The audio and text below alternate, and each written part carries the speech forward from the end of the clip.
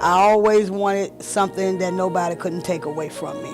Everything in my life I always had, somebody always took it away from me. Every day, I'm telling this baby, I love you, I'm hugging him, I'm holding him, I'm whatever, you know. Because these are all the things that I lacked. Happiness that is beyond words, but it also is really, it brings a lot of sadness too, because it's hard. You know, I don't know how to be a man, you know, so it brings a lot of fear. Mostly, Americans don't think about single mothers, except as a social problem.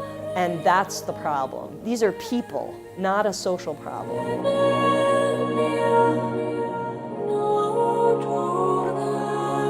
You can't just get up and go. Like, you can't just, everything has to be planned after. Like, I can't just say, oh, I want to go to the mall, or oh, I want to go do this, or oh, I want to da-da-da. You can't be me. You know, it's like being sentenced for 18 years, and you know, this generation doesn't.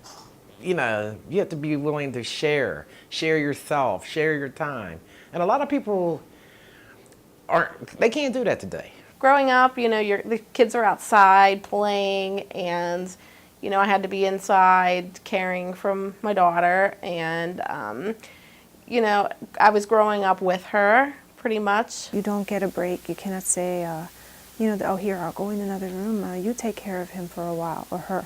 You're just doing it by yourself. So it's physically, and even if you do have someone there, it's still physically grueling. You're expected by your nature to be doing that work, but you're also expected to be putting bread and milk on the table and keeping a roof over your head. You know, that's pretty much an impossible job.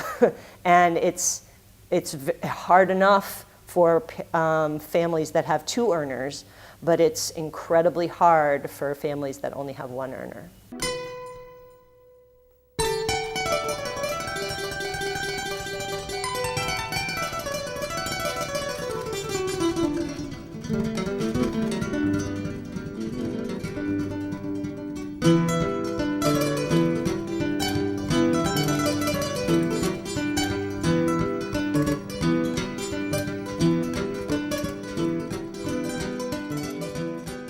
In America, we've tended to have a very moralistic approach, both to poverty and to single motherhood.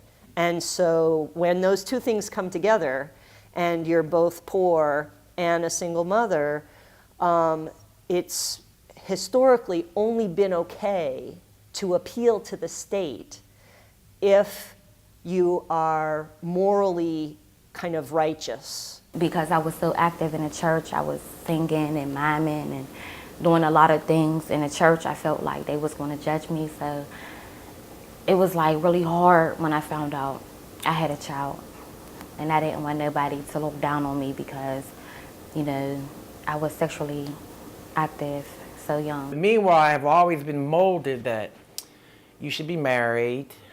You should be married before you know, have sex or have a child or blah, blah, blah. You are very sensitive to the environment, and you're very sensitive to how the community views you.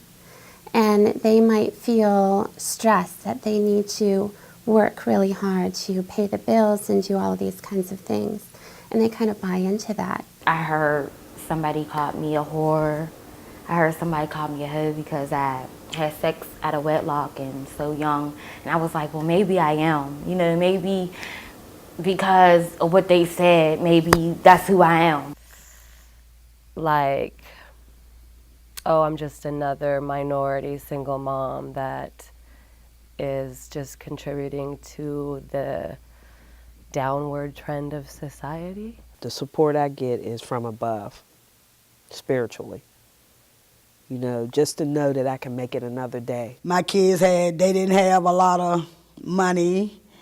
They didn't have a lot of stuff for us financial goal, but they had a lot of love. They had a lot of love. My house was full of love for my kids. I quit my job, which I shouldn't have did, but I was so young, and it was so hard to deal with the tragic that happened. So I ended up quitting my job, so I had no money for a whole year. Racism is both an economic structure and a moralistic kind of righteousness about white supremacy. And those things have come together in the discourse around single mothers.